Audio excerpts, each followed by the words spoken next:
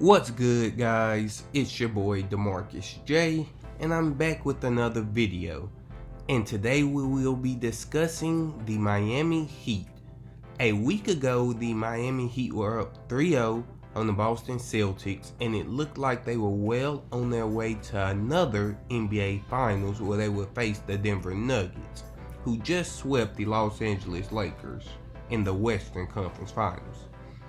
It's honestly crazy to think about that we were on the brink of two sweeps a little over a week ago. However, since then, the Boston Celtics have came back and now have tied the series 3-3, going back to Boston for a Game 7. This is something the Heat and Celtics are used to, as they went to a 7-game series last year in the Eastern Conference Finals, where the Celtics won that game in Miami. And then before that, in the 2020 NBA bubble, we saw Miami win a Game 6 at home to send them to the NBA Finals. So these teams know each other pretty well, as they have been competitive over the last few years, and we've seen them in multiple Eastern Conference Finals versus each other. This time the stakes are raised, however, as if the Miami Heat lose this, they will be on the verge of making NBA history. This time, however, it would not be for anything good.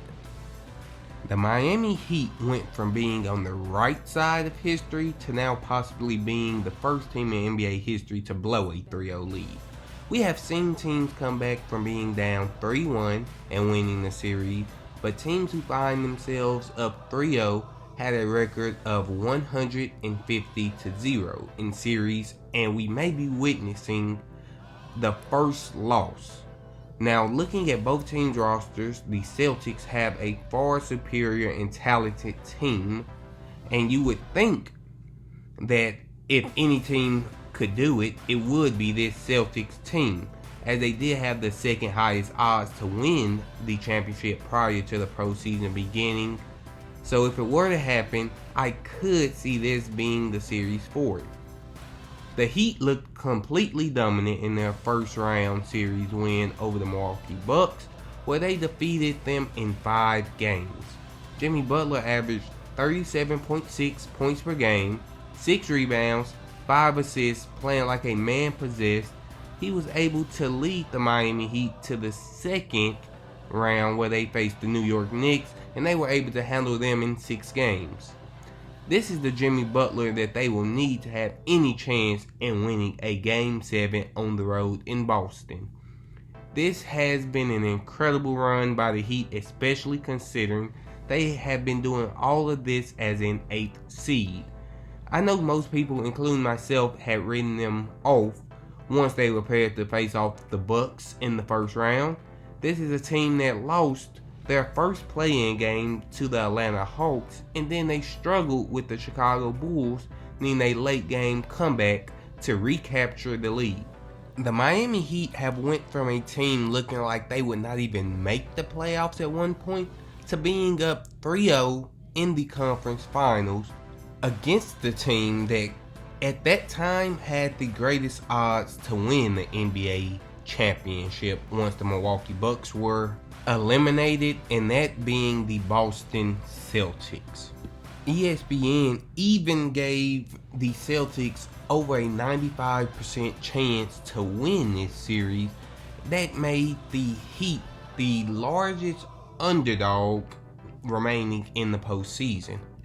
However, through the first 3 games, Jimmy Buckets and the cast of role players the Heat had seemed to take all this as disrespect, and they took it personally.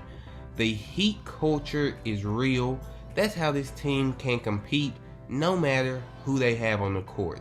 This Heat team consists of 7 undrafted players, and that is the most on any NBA team that was in the playoffs.